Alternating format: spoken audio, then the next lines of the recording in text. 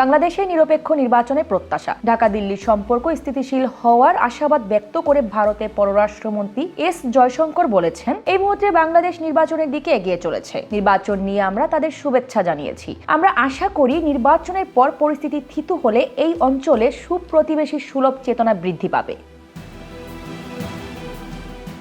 গত 31 ডিসেম্বর বেগম খালেদা জিয়ার জানাজায় ভারত সরকারের প্রতিনিধি হিসেবে উপস্থিত থেকে বিএনপির ভারপ্রাপ্ত চেয়ারম্যান তারেক রহমানের হাতে শোক বার্তা তুলে দেন এবং দিল্লি ফিরে নিজের ফেসবুক পেজে জয়শঙ্কর উল্লেখ করেন, বেগম খালেদা জিয়ার দৃষ্টিভঙ্গি ও মূল্যবোধ আমাদের পার্টনারশিপের উন্নয়নকে পরিচালিত করবে।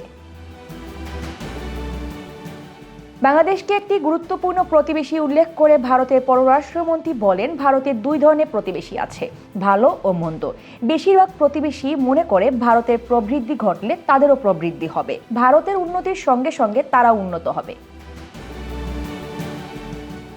দক্ষিণ এশিয়ায় ভারতের সঙ্গে পাকিস্তানের নিরাপত্তা পরিস্থিতির উদ্বেগ প্রকাশ করে জয়শঙ্কর বলেন, আপনার খারাপ প্রতিবেশীও থাকতে পারে, দুর্ভাগ্যবশত আমাদেরও আছে।